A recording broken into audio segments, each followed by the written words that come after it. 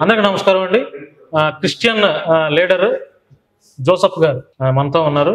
Sir, Praveen గారి విషయం చూస్తున్నారుగా, ఏం చెప్తారు మీరు?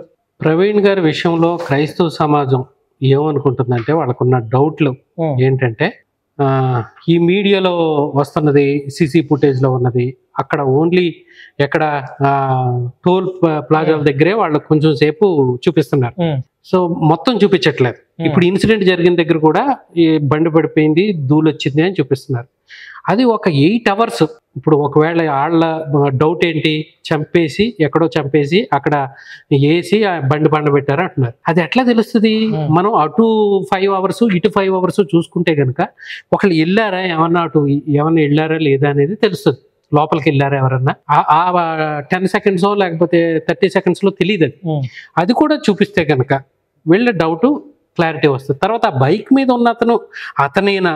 ఇప్పుడు టెక్నాలజీ ద్వారా ఈవెన్ ఎస్పీ గారు చెప్పారు, మంచి లేటెస్ట్ టెక్నాలజీ వాడుతున్నామని. ఈ ఐరిస్ అంటే ఈ డిస్టెన్స్ చూస్తారు.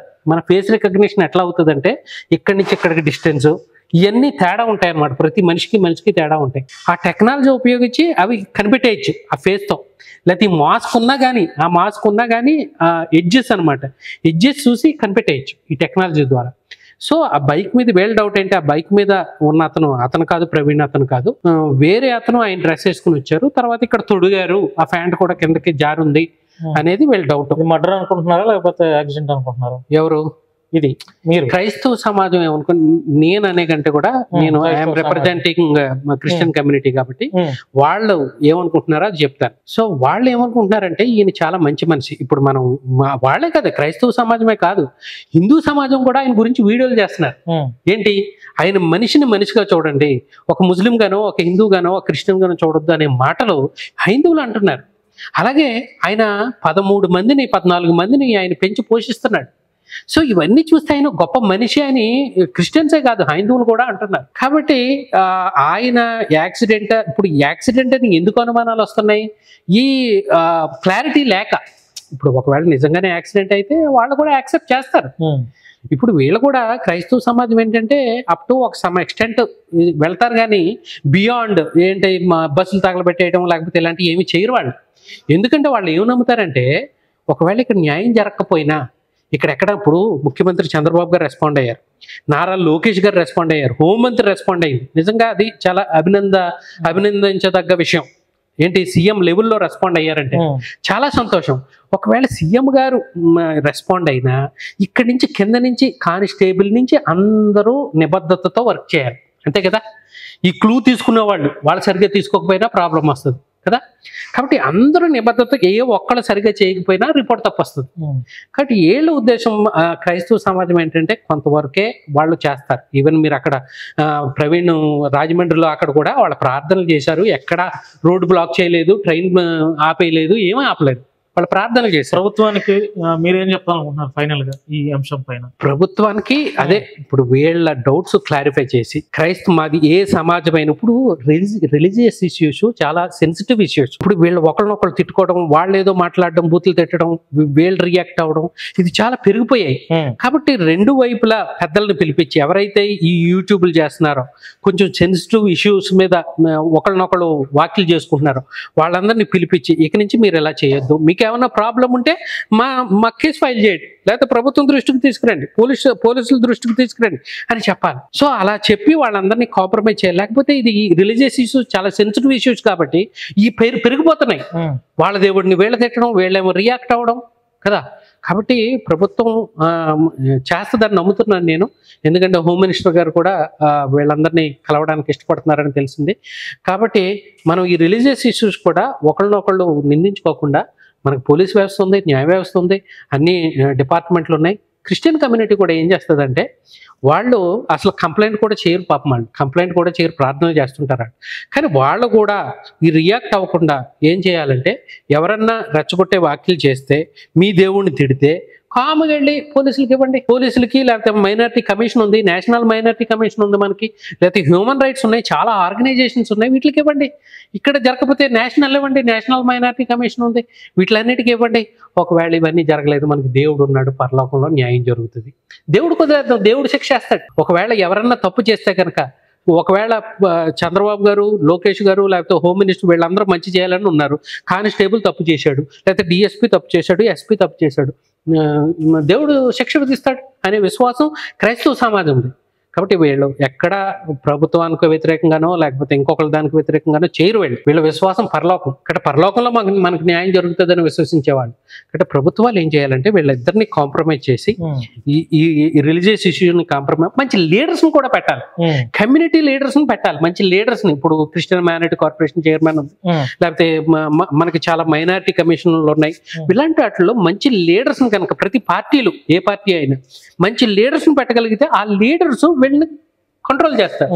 ఇప్పుడు లీడర్ లేడనుకోండి ఏమవుతుంది, ఎవరికాడే మాట్లాడుతుంటాడు, ఎవరికాడే ఏదో నోటికి వచ్చింది మాట్లాడతాడు, కాన్ఫ్లిక్ట్స్ పెరిగిపోతాయి. కాబట్టి వాళ్ళు రాజకీయ పార్టీలు, ప్రభుత్వాలు మంచి లీడర్స్ని పెట్టాలి.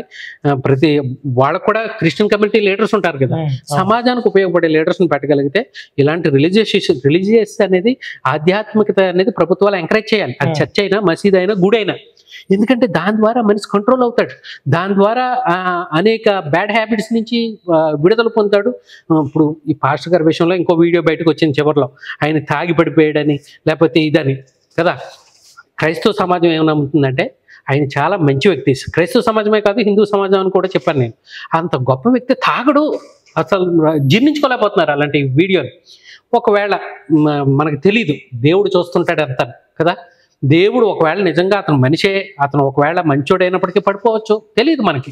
అది దేవుడు జడ్జ్ చేస్తాడు. సరే క్రైస్తవ సమాజం జీర్ణించుకోలేకపోతుంది కానీ దేవుడు జడ్జ్ చేస్తాడు. ఒకవేళ తాగి పడిపోయినా అది యాక్సిడెంటా లేకపోతే అది హత్య అనేది వాళ్ళ నిరూపణ చేయాలి. ప్రభుత్వం నిరూపణ చేసి అది యాజ్ సూన్ యాజ్ పాసిబుల్, ఎక్కువ డ్రాగ్ ఆన్ చేయకుండా యాజ్ సూన్ యాజ్ పాసిబుల్ ఇచ్చారనుకోండి, వీళ్ళకి కూడా ఇన్ని డౌట్లు క్రియేట్ అవ్వవు. ఈ డౌట్లు ఎందుకు క్రియేట్ అవుతున్నాయి, లేట్ చేసే కొద్ది క్రియేట్ అవుతున్నాయి. తర్వాత అక్కడ వాళ్ళ క్లూస్ తీసుకున్నారా లేదో తెలియట్లేదు, హెల్మెట్ అక్కడే పడేశారు, షూలు అక్కడే పడేశారు, అవన్నీ డౌట్లు క్రియేట్ అయిపోతున్నాయి. కాబట్టి పోలీసులు డిపార్ట్మెంట్ కూడా ఎవ్రీ అవర్ వాళ్ళకి అప్డేట్ ఇస్తే, ఇది కూడా త్వరగా రిపోర్ట్ వస్తే కనుక ఈ క్రైస్తవ సమాజం ఎప్పుడు ఎక్స్టెండ్ ఏంటి డేంజర్ ఎక్స్టెండ్గా వెళ్ళవు అవి. కాబట్టి ఇది అంత పెద్ద ఇష్యూ ఏమి కాదు నా దృష్టిలో. Thank you sir, thank you. So friends, నేను అంటే ఈ వారం రోజుల నుంచి ఈ పాస్టర్ ప్రవీణ్ పగడాల ఇష్యూ మీద అంటే ఎట్లా ఉందంటే, 2 తెలుగు రాష్ట్రాల్లో ప్రజలు ఒక పాస్టర్ మరణిస్తే ఇంతమంది వేల మంది క్రైస్తవులు రోడ్డు మీదకి వచ్చారు. కొంతమంది హిందుత్వంలో ఉన్న వాళ్ళకి అది ఎగతాళిగా ఉంది, నవ్వులాటగా ఉంది. అతని చావు కూడా లేదు, అంటే చనిపోయిన దాని మీద కూడా అంటే కనీసం జాలి లేదు, ఏమీ లేదు. అది ఇదేంటో నాకు అర్థం కావట్లా. నాకు ఏ మతపిచ్చి లేదు, మరి నా వ్యక్తిగతంగా అయితే నాకు ఏ మతపిచ్చి లేదు, ఏ కులపిచ్చి అంతకంటే లేదు, ఏ దేవుళ్ళ పిచ్చి అంతకంటే లేదు. ఎవరి మతం వాళ్ళ గొప్ప, లేదంటే ఎవరి దేవుడిని వాళ్ళు పూజించుకుంటారు. పరమతాలను నేనైతే మా దేవుడిని మేము పూజించుకున్నా, పరమతాలను కూడా మేము పూజిస్తాం, గౌరవించాలి. భారతదేశం సెక్యులర్ దేశం, లౌకిక దేశం. ఒక మతమే ఒక్కలమే ఉండాలని రూల్ కాదు. హిందువులు ఉంటారు, క్రైస్తవులు ఉంటారు, ముస్లింలు ఉంటారు, బుద్ధిస్టులు ఉంటారు, అంబేద్కరిస్టులు ఉంటారు, నాస్తికులు ఉంటారు, అందరూ ఉంటారు. ఎవడైనా ఉండొచ్చు. ఎన్నో వందల కులాలు ఉన్నాయి, ఎన్నో మతాలు ఉన్నాయి. ఈ అంటే ప్రపంచ దేశాలు ముందడుగులో ఉండి రోజుకొక సైంటిఫిక్ యంత్రాన్ని కనిపెట్టి వాళ్ళు దేశం టాప్ లెవెల్లో అది ఇతర దేశాలు పెట్టుకుంటే, మన దేశం మన కర్మ నాకు ఏంటంటే కులాలు మతాలతో కొట్టుకు వస్తున్నాయి. ఏమవుతుందండి, ఈ భారతదేశం మొత్తం, ఇండియా మొత్తం హైందత్వం అవుతుంది. నేను ఇదే చెప్తున్నా, ఏ ఇంటర్వ్యూలో చెప్పినా కూడా భారతదేశం మొత్తం హిందుత్వం అవుద్ది. ఎవడో క్రిస్టియన్ ఉన్నాడు, ముస్లిం ఉన్నాడు, ఏమవుద్ది చెప్పండి? దానివల్ల ఏం లాభం లేదు. భారతదేశం మొత్తం క్రైస్తవత్వం అవుద్ది, భారతదేశం మొత్తం ముస్లిమే ఉంటుంది, ఎవడు ఇంకో క్రైస్తవుడు ఉండడు, లేకపోతే ఇంకొకడు ఉండడు. ఏమైద్ది? ఏం లాభం చెప్పండి? మనకు మంచి భవిష్యత్తు ఉండాలా, మన బిడ్డలకు మంచి విద్య ఉండాలా, మంచి వైద్యం ఉండాలా, మన దేశం అన్ని రంగాల్లో అభివృద్ధి చెందాలా, యువతకి నిరుద్యోగాలు ఇవ్వాలి. ఇవి కదా కావాల్సింది. కులాలు మతాలు ఏంటంటే ఇదంతా దేశం ఎడిపోతుందో నాకేం అర్థం కావట్లేదు. చాలా దౌర్భాగ్యమైన పరిస్థితుల్లో మన దేశం ఉంది, చాలా దౌర్భాగ్యం. హ్యుమానిటీ విలువలు చచ్చిపోయాయి, ఎథికల్ వాల్యూస్ లేవు, మోరల్ వాల్యూస్ లేవు. కులాలు మతాలు, మీ దేవుడు గొప్ప, మా దేవుడు గొప్ప. చాలా నాన్సెన్స్గా ఉందండి, చాలా నాన్సెన్స్. ఎంతో మందికి నేను సర్వీస్ అందించా, మతాలకు అతీతంగా, కులాలకు అతీతంగా. కేవలం హ్యుమానిటీ, మానవత్వం, ఆపదలో ఉన్నవాడిని ఆదుకోవటం, పేదవాడికి అన్నం పెట్టడం, ఇవే నాకు తెలుసు. కులపిచ్చి మతపిచ్చి ఏంటంటే ఇది ఇంత దారుణంగా. నా మతం ఏదైనా నా వ్యక్తిగతం, నా ఇంటి వరకే, కానీ అది తీసుకొచ్చి సమాజం మీద రుద్దాలనుకోవటం కరెక్ట్ కాదు. మీ మాట గడ్డొచ్చాను నేను. ఇప్పుడు భారతదేశంలో ఇలాగ కులతత్వం మతతత్వం ఉన్నవాళ్ళు కొద్ది మంది ఉన్నారు.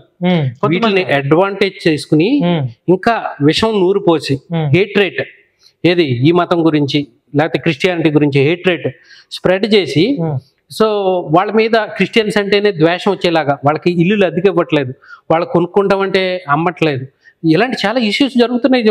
క్రైస్తవులు చెప్తున్నారు మాకు ఇల్లు అద్దెకి ఇవ్వట్లేదండి, మేము కొనుక్కుంటామంటే చేయట్లేదండి, లేకపోతే మేము క్రిస్మస్ చేసుకుంటామంటే అబ్జెక్షన్ చేస్తున్నారండి, మేము చర్చ్ కట్టుకుంటామంటే అబ్జెక్షన్ చేస్తున్నారండి, ఇక్కడ చర్చ్ వద్దంటున్నారండి. అంటే ఎందుకంటే వీళ్ళు హేట్రేట్ కొంతమంది కొంత మతవాదులు మత ఛాందసవాదులు ఇలాంటి నూరు పోయడం వల్ల వాళ్ళ పాపం అమాయకులు ప్రజలు ఏం చేస్తున్నారు, ఓహో ఇలాంటి వాళ్ళు వీళ్ళు కల్చర్ చేంజ్ చేసేసేవాళ్ళ, వీళ్ళు తండ్రి చనిపోతే రారా, లేకపోతే మన సంస్కృతిని ధ్వంసం చేస్తున్నారా, ఇలాగా వాళ్ళ అమాయకులు ఏమవుతున్నారంటే నిజమే అనుకుంటున్నారు. కానీ నిజానికి క్రైస్తవులు దేశానికి ఎంత సేవ చేస్తారండి, వాళ్ళ విద్యలో గానీ లేకపోతే మెడికల్ గా గానీ ఎంత సేవ చేస్తారు.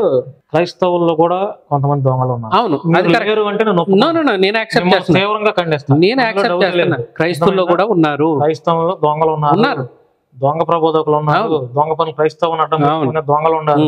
మనం నిజాన్ని ఒప్పుకోవాల్సింది, కరెక్ట్ గా ఒప్పుకోవాల్సింది. మీరేదో క్రైస్తవుడు అని చెప్పి నేనేదో జర్నలిస్ట్ అని చెప్పి మీరేదో మీ మతాన్ని వెనకేసుకొస్తే నేను ఒప్పుకోను. అర్థమైందా? అలాగే హిందువుల్లో కూడా మంచి వాళ్ళు ఉన్నారు, హిందువులు క్రైస్తవులకు సపోర్ట్ చేసే వాళ్ళు ఉన్నారు. అన్ని మతాల్లో దొంగలు ఉన్నారు, అన్ని మతాల్లో మంచి వాళ్ళు ఉన్నారు. Right, okay. సో ఫ్రెండ్స్, ఇది ప్రొఫెసర్ జోసెఫ్ గారితో ఆయన యొక్క అభిప్రాయాన్ని మన శశి టీవీ ద్వారా తెలియజేసే ప్రయత్నం చేశాను. మీ యొక్క అభిప్రాయాన్ని ఈ పాస్టర్ ప్రవీణ్ పగడాల గారి విషయం పైన మీరు ఏమనుకుంటున్నారో మీ అభిప్రాయాన్ని కామెంట్ రూపంలో తెలియజేస్తారని మనస్ఫూర్తిగా కోరుకుంటున్నాను. Thank you so much. నేను భాను మేకల, శశి టీవీ.